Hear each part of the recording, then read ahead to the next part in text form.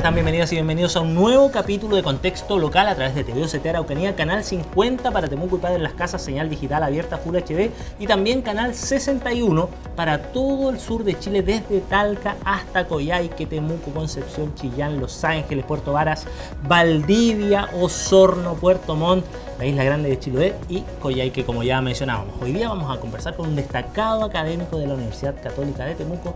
Me refiero al doctor en Geofísica, licenciado en Ciencias, Convención en Física, máster en Ciencias, Convención en Física, don Cristian Farías. ¿Cómo estás? Hola, ¿todo bien acá? ¿Tú cómo te va? Todo bien, Cristian. Muchas gracias por acompañarnos el día de hoy para conversar sobre un tema que nos atañe a todos, que está muy cerquita de nuestra vida cotidiana, pero que no muchos conocemos y que tiene que ver con el trabajo, con el área, con la pasión que tú desarrollas, que en este caso es la geología, ¿no?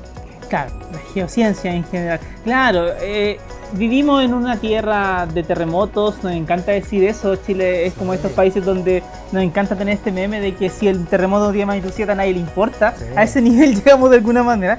Y también somos un país con volcanes, nos pasan muchas cosas y nuestro entorno en realidad acá es un entorno que va cambiando siempre. Entonces estudiar las ciencias de la Tierra, desde la geofísica, como es el caso mío, en conjunto con colegas de otras disciplinas, es algo que a la larga nos da muchas luces sobre cómo estamos viviendo, cuáles son los problemas grandes que tenemos hacia el futuro, y también siempre tiene una conexión muy entretenida con cómo viven las personas, es decir, por qué nos desarrollamos de una forma y no de otra, cómo eso habla o no habla con las erupciones volcánicas, si es que no hemos adaptado a ellas, por ejemplo. Ajá. Entonces son problemas súper interesantes que lo bueno es que estando acá, en esta zona en particular, sí, uno puede trabajarlas, o vivirlas, mejor dicho, todos los días. Qué mejor laboratorio, lo conversábamos fuera de micrófono, Cristian, que el estudiar justamente la Tierra y en una zona, particularmente incluso, ya tenemos un país que es bastante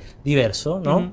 En factores climáticos, en cuanto a la conformación geográfica, pero además una zona aquí en el sur de Chile que tiene tantas características, que ha tenido los terremotos más grandes de la historia de la humanidad registrados, por favor me corrige usted. Claro. Y también grandes erupciones. Es cierto, Chile es un laboratorio natural de excelencia, es de primer mundo, es de clase mundial. Uh-huh. No hay otro lugar en el mundo que tenga esa producción de terremotos tan grande como la nuestra. Al menos hay varios que producen muchos terremotos, pero que tenga el terremoto más grande jamás registrado instrumentalmente, que es el de 1960, eso no está. Tenemos muchos volcanes haciendo erupción siempre. Entonces hay cosas que están constantemente pasando.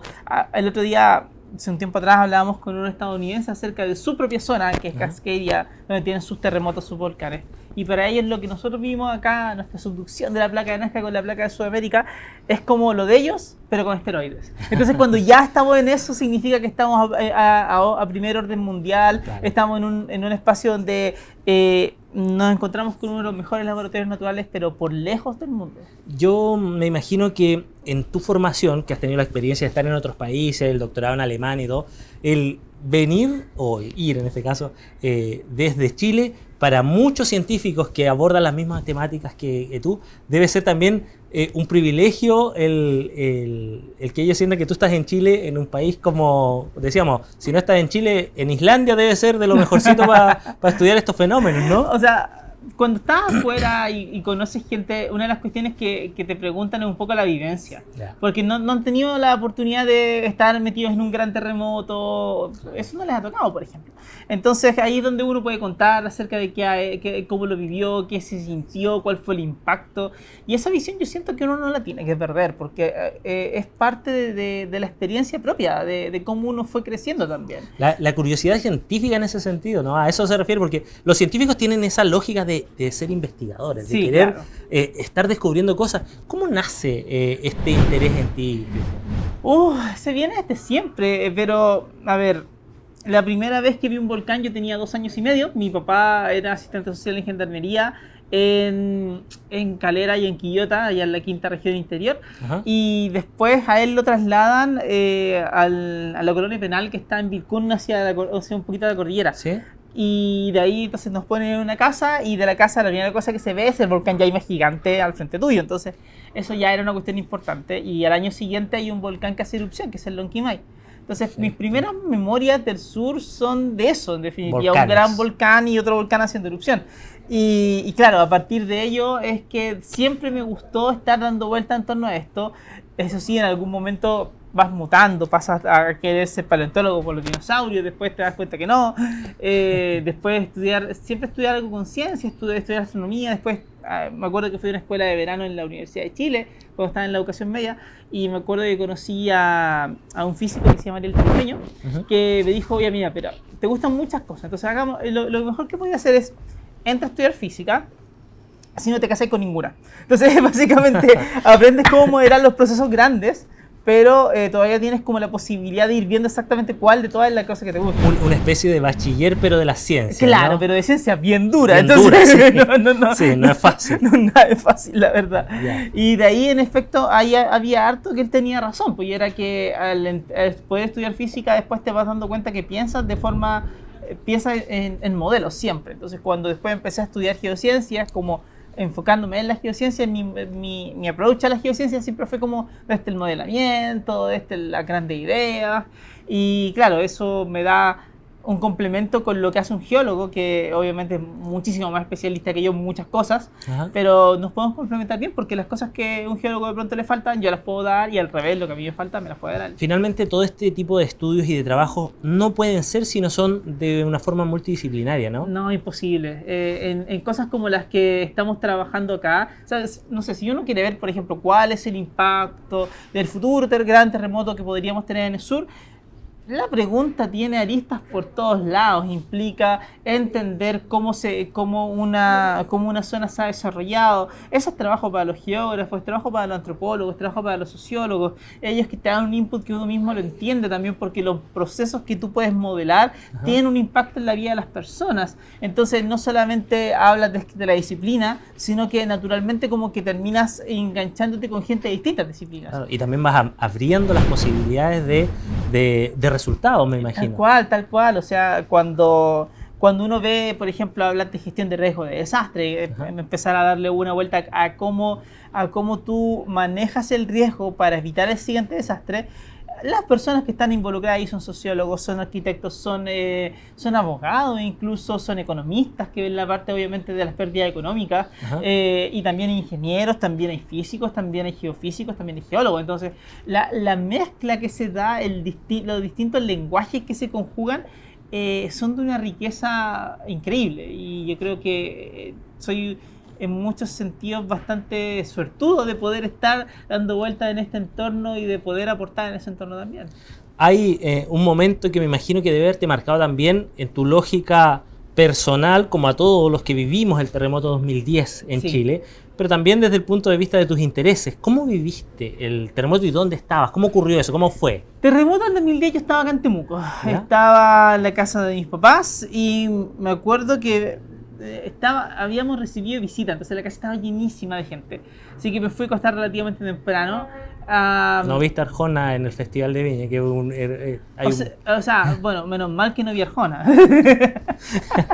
Hasta el día de hoy a Arjona al pobre le cargan el terremoto más grande de la... No, todo el tiempo. Sí. Ahora, Arjona se lo merece, pero bueno. Sí, ya cosa de gusto musical. No, para mí, yo con Arjona no mucho. No. Muy bien. No, pero bueno, estaba en el terremoto en 2010, ese día en la noche. Entonces, claro, la cuestión era lo fuerte que se sintió. Todavía me acuerdo muy bien de la secuencia completa de todas las ondas que llegaron, los efectos que iban pasando alrededor mío. Y claro, toda la gente que estaba en mi casa después estaba sumamente asustada de lo que había pasado.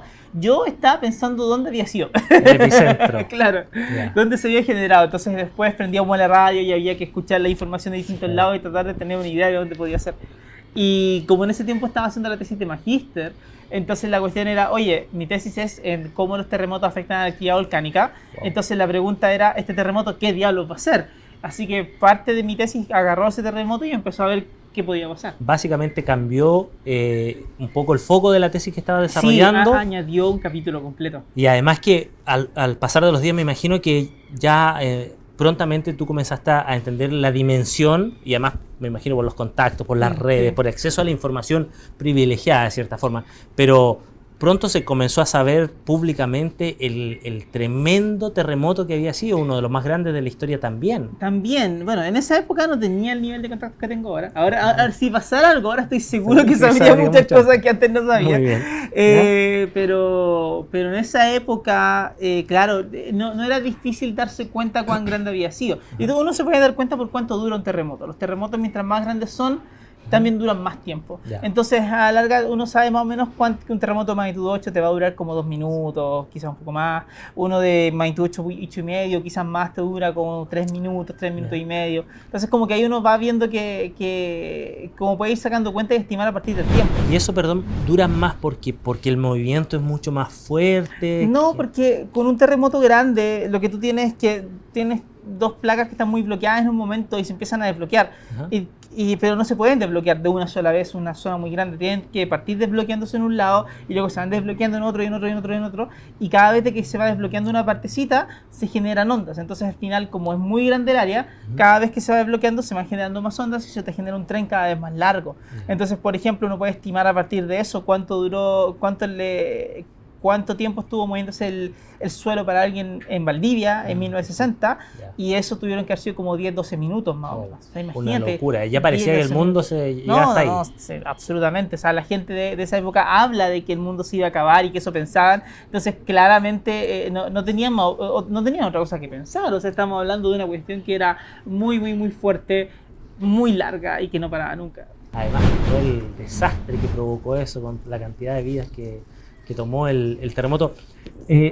Volviendo al 2010, ya entendiendo un poco la lógica, hoy día entiendo que los terremotos no se pueden predecir. No. De ninguna manera, porque existen agrupaciones que van dando señales, etcétera. Se habla mucho de la falla de San Ramón, puede ser en la zona central, que hay una central nuclear que está en zona de riesgo, hay una serie de...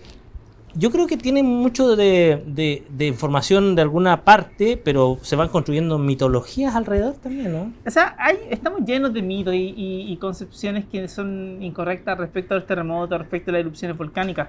Hay clásicas, como por ejemplo esta idea de que cuando hace mucho calor va a temblar. Sí. No es así. No hay una correlación. No, nada. O que hay ciertos momentos donde la luna está en cierto lugar y que tiembla, tampoco. Que el sol está en concepto en la actividad y tiembla, tampoco. Entonces, como que nada de eso es real. Sin embargo, el tema es que lo que sí uno puede hacer, y lo que sí se puede ver, al menos con los terremotos grandes de la costa chilena, es que tú puedes ver más o menos cuáles son las zonas donde las placas están más bloqueadas. Y a partir de eso armar escenarios. No sabes cuándo se va a desencadenar un escenario, no sabes si es que lo que va a pasar después es el escenario que pensaste u otro parecido, pero uno puede armar como las ideas de los peores escenarios basados en la historia sísmica, más el comportamiento de las plagas que los puedes medir, en definitiva.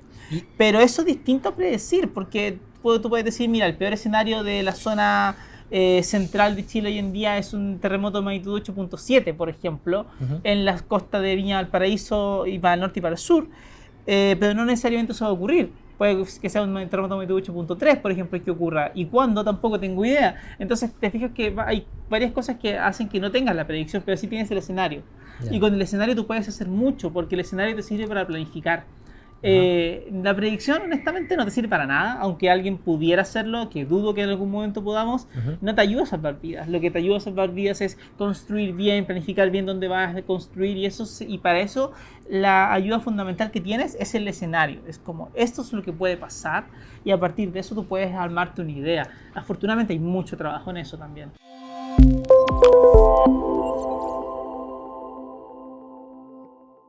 En la Universidad Católica de Temuco creemos en el acceso inclusivo a la educación. Por eso creamos oportunidades para todas y todos. Creemos que el camino es mejor en compañía. Estaremos contigo siempre. Creemos en quienes aún no fijan su rumbo. Aquí descubriremos tu vocación. En la UCT darás inicio a un mundo de conocimiento que te abrirá puertas para el futuro que sueñas. Así es como creemos en la educación. Creemos en ti. Somos UCT.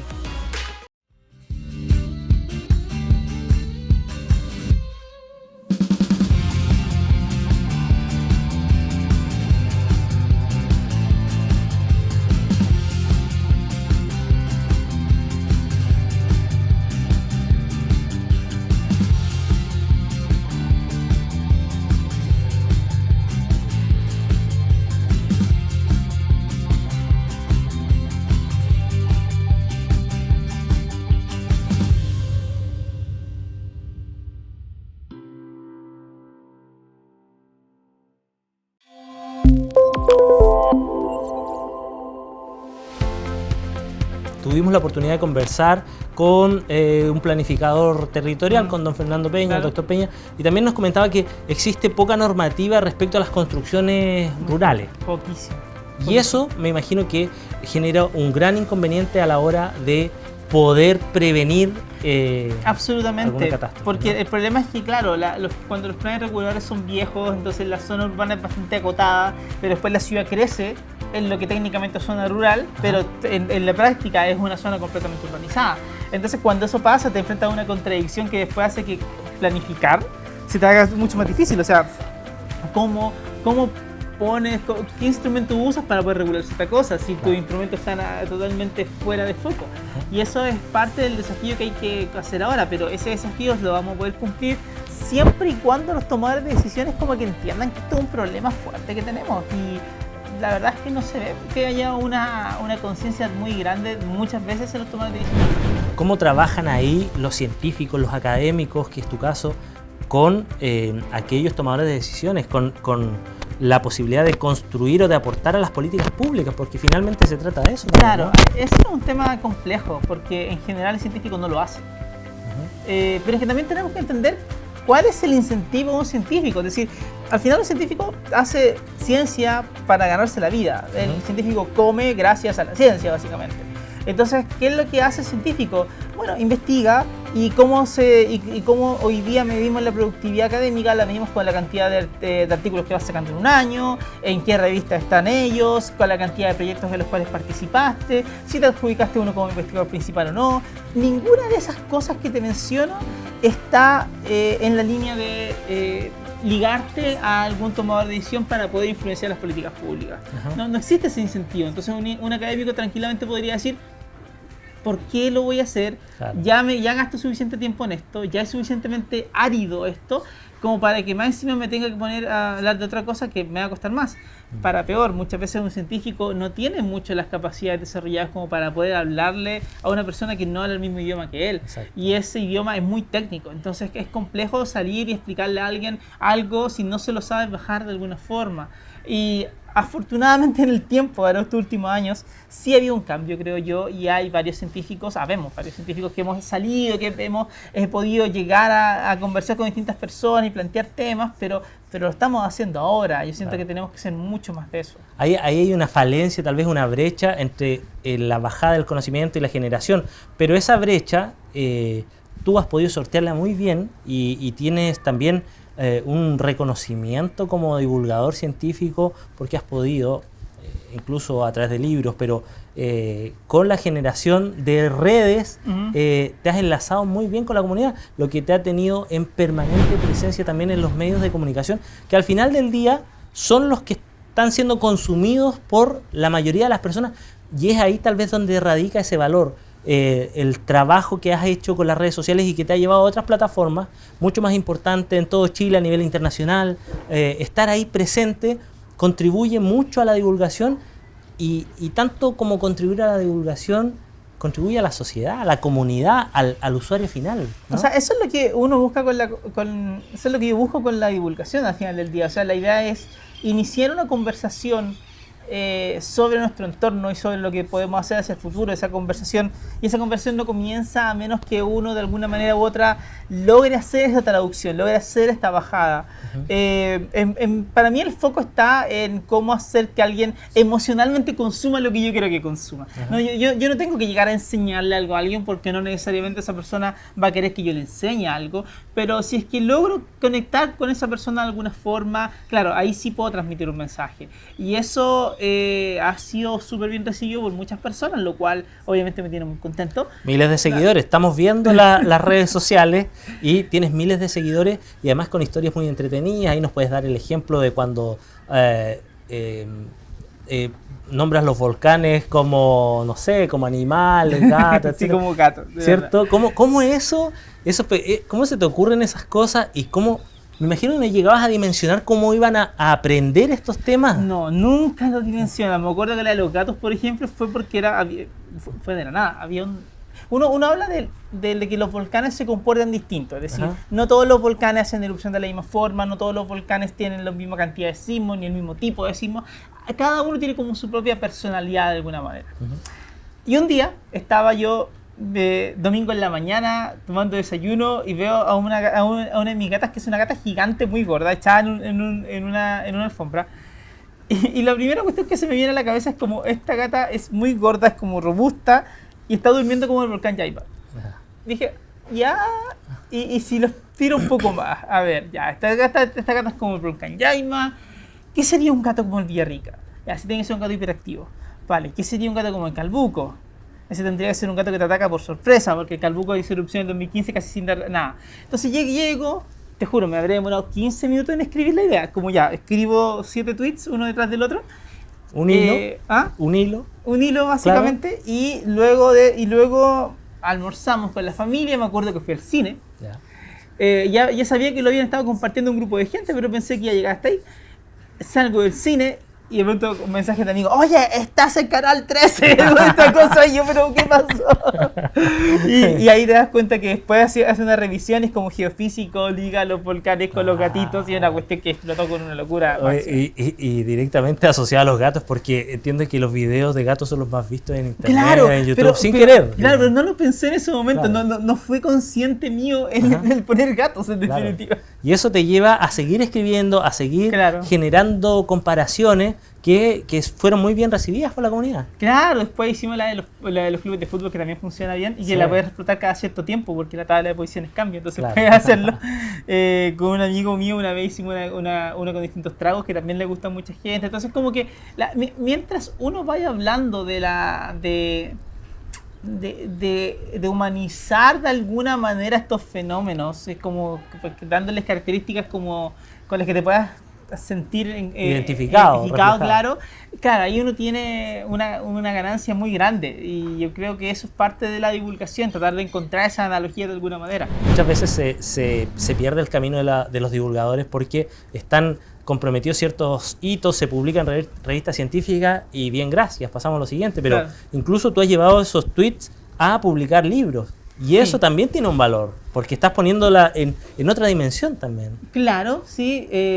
Ahora eso también fue de suerte, porque no sé si es suerte en realidad. Yo creo que también obedece que uno va haciendo, está estando en el lugar adecuado en el momento adecuado. Se conjugan los astros. Claro, pero eso fue básicamente porque mi editora Marcela Escobar un día me llama, me dice, Cristian, soy Marcela Escobar de Ediciones B y tal la cosa, ¿te interesaría publicar un libro? Y es como...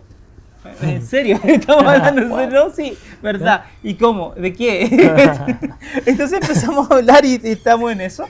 Y ya salió el primero, que le fue bastante bien. Ahora el segundo está por salir, entonces también nos tiene contentos. Ya hay una beta que antes no existía. Y claro, cuando salió esa idea, me acuerdo que uno mismo al principio duda, como, bueno, ¿de qué voy a escribir? O sea, ¿por qué lo que yo escriba va a ser algo que le pueda servir a alguien o que alguien lo va a leer, en definitiva? Pero en la vida hay que lanzarse nomás. Y tiene que ver también con eso, con cómo la gente se identifica con el día a día.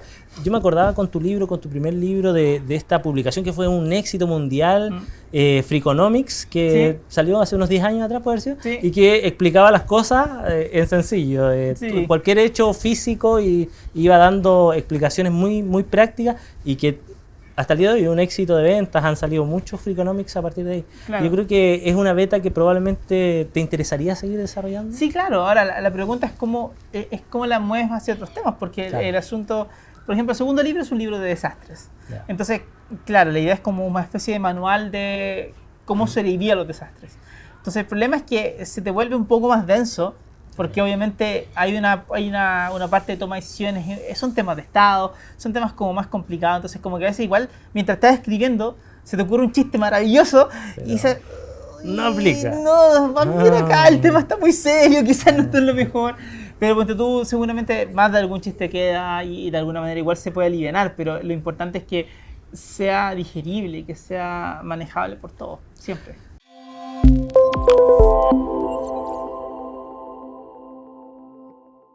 En la Universidad Católica de Temuco creemos en el acceso inclusivo a la educación. Por eso creamos oportunidades para todas y todos. Creemos que el camino es mejor en compañía. Estaremos contigo siempre. Creemos en quienes aún no fijan su rumbo. Aquí descubriremos tu vocación. En la UCT darás inicio a un mundo de conocimiento que te abrirá puertas para el futuro que sueñas. Así es como creemos en la educación. Creemos en ti. Somos UCT.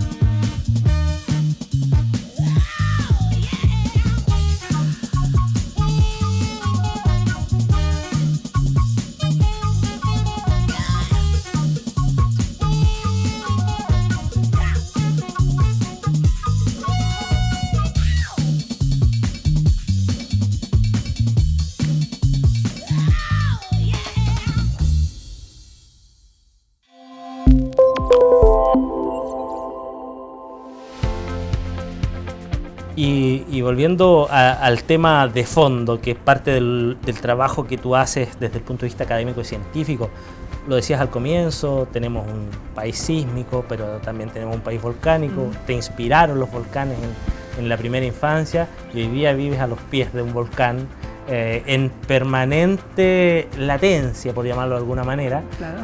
pero de una cadena de volcanes. ¿Cuál es la mirada que tú tienes acerca del volcán Villarrica y la que la comunidad debería tener en la lógica de convivir con él en forma permanente? Mira, de otro día pensaba que un volcán como el Villarrica es como un dragón.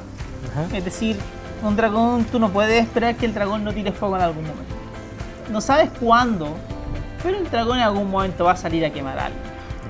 El volcán Villarrica en algún momento va a hacer erupción y va a seguir haciendo erupciones en el futuro. Algunas pueden ser bien fuertes, pero por lo mismo la cuestión es que el Villarrica no es parte del entorno, el Villarrica es el entorno, es el creador del entorno. Por lo tanto, si uno lo ve así, entonces cuando tú te vas a instalar en la zona, lo natural sería preocuparte de que el volcán está ahí, o sea, es lo fundamental. Él llegó primero, diseñó todo lo que hay alrededor, todas las bajadas de los canales se fue diseñando por parte del volcán. Entonces todo lo que pasa un poco queda definido por él. Y por lo tanto, cuando eso es así, uno tiene que tomar medidas para convivir con eso. Como de la misma manera que tú tomarías medidas para convivir con un dragón. Entonces, lo que me parece que hemos hecho mal durante décadas con el Villarrica y con muchas otras cosas, es que de alguna forma u otra como que no hemos desarrollado pensando de que el volcán no va a hacer erupción, pensando que el dragón no va a salir a quemar a nadie. No va a despertar. Claro. Y un poco deseando que no lo haga. Y claro, normalmente te encuentras con ese discurso como ojalá que esto no pase, ojalá que no ocurra, cuando en realidad tú sabes que va a ocurrir. La cuestión es que no sabes cuándo, pero aún así el cuándo es medio irrelevante, porque lo que tú tienes que ir haciendo es tomar medidas para cada vez estar mejor parado frente a él. Y eso significa pensar en la planificación. Y yo creo que ahí todavía fallamos. En Pucón en particular hay como 2 o 3 grandes grupos de gente. Hay un grupo de gente que son los más viejos, que conocen a su volcán hace mucho tiempo, los que han vivido las erupciones más recientes que no lo conocen muy bien porque no son erupciones grandes, y los que han llegado estos últimos años que no entienden al volcán, que nunca lo han visto hacer erupción. Y ahí hay un tema de construcción también que lo hemos conversado en otras ocasiones.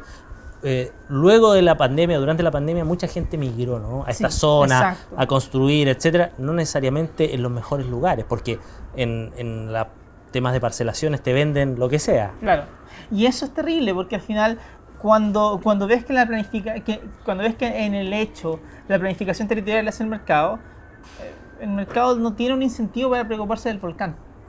Y eso es un problema. O sea, si tú ves alguna vez me tocó ver una tasación de un terreno donde pasan todos los aluviones del volcán. Por ahí pasan todos. La palabra volcán en esa tasación está mencionada 2 veces para decir que el suelo es de origen volcánico. Entonces en ningún momento en el instrumento que le permita a alguien tomar la decisión si es que voy a construir ahí o no, aparece la noción de, ¿sabes qué? Por acá bajan los aluviones del volcán.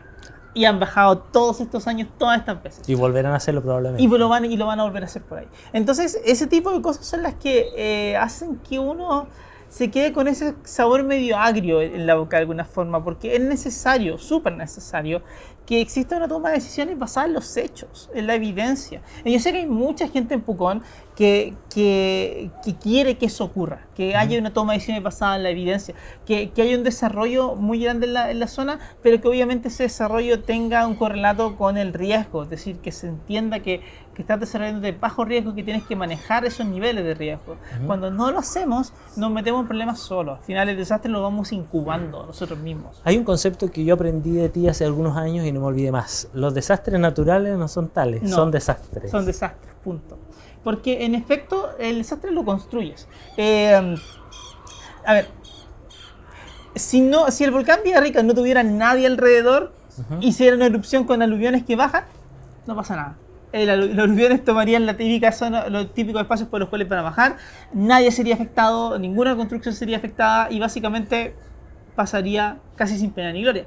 Pero como está tan construido en zonas donde no tiene que haber una construcción, donde no hay realmente una planificación acerca de qué es lo que va a hacer o qué es lo que no, el efecto que produce la erupción es grande, muy grande. O sea, tienes potenciales efectos de gente que muere, gente que queda damnificada, pérdidas económicas muy grandes porque hay emprendimientos que están puestos y mucha plata que está involucrada en ese lugar que se pierde simplemente, y todo eso te arma un desastre. Pero a la larga, si te pones a ver, la decisión la tomamos nosotros. El volcán no tenía nada que ver en ese momento.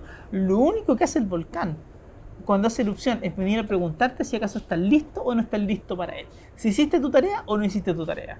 Y eso es lo que lamentablemente muchas veces no hemos hecho. Yo creo que ahí estarás de acuerdo en que las responsabilidades son compartidas también, porque Claro. cuando tú estás comprando una casa, un terreno o construyendo en un lugar que sabes es riesgoso, estás tomando esa decisión consciente. Claro, exacto, es verdad. Pero ahí viene otra pregunta. ¿Sabes realmente? Alguien te dice Buena sí. pregunta. Alguien te dice, sí, porque aquí pasan los aluviones del volcán. Ah, ya, ¿cómo un aluvión? Es como una crecida de río. Bueno, si se me inunda esta parte, da lo mismo. No, un aluvión volcánico trae rocas gigantes, trozos de árbol, es como una muralla casi de barro, casi de cemento que te pasa por encima y te sella todo. Pero esa conciencia no está, pues, porque esa transmisión no existe. Entonces, es cierto que hay una responsabilidad compartida. Por un lado, uno necesita que exista un cambio de conciencia respecto a cómo enfrentamos el riesgo como sociedad. Perfecto. También necesitamos que exista una divulgación adecuada del conocimiento científico para que la bajada ponga el conocimiento al alcance de todos y que eso sea sencillo. Y por otro lado, necesitamos que los tomadores de decisiones también entiendan que esto es un tema importante, esto es un tema de Estado. Esto no es algo que tú digas, oye, que ya mira, sí, ya lo entiendo, es complicado, te paso un par de cientos de millones de pesos para que lo resuelvas. No, es al revés. Tú vives en Chile, te va a temblar, va a haber remociones en masa, va a haber aluviones, va a haber erupciones volcánicas, va a haber tsunamis. Entonces, o tú adaptas tu país a eso, o siempre vas a tener problemas. Y eso, entonces, cuando el tomador de decisión entiende eso, también se pueden generar cuerpos de ley que estén acordes a ello. Hemos tenido avances, por supuesto. La ley de SINAPRED obviamente es un avance gigantesco respecto a lo que había hace un par de años atrás, totalmente. Pero necesitamos hacer muchas más cosas, porque ¿te acuerdas que partimos diciendo que Chile es como de clase mundial? Absolutamente. Bueno, entonces la respuesta tiene que ser de clase mundial. Tenemos que estar a la altura del desafío, no podemos pensar como tercer mundo a un problema de clase mundial. Esperamos que desde la parte científica sean escuchados también desde el punto de vista académico y puedan participar de estas mesas que toman las decisiones y que finalmente van construyendo las políticas públicas. Cristian, queremos agradecerte el tiempo, la disposición y que siempre seas tan didáctico para darnos a conocer lo que está pasando en nuestro entorno. Muchas gracias por acompañarnos. Muchas gracias por invitarme, que tengan un muy buen día. Muy amable. Así estamos terminando un nuevo contexto local a través de TV UCT Araucanía. Muchas gracias y será hasta la próxima.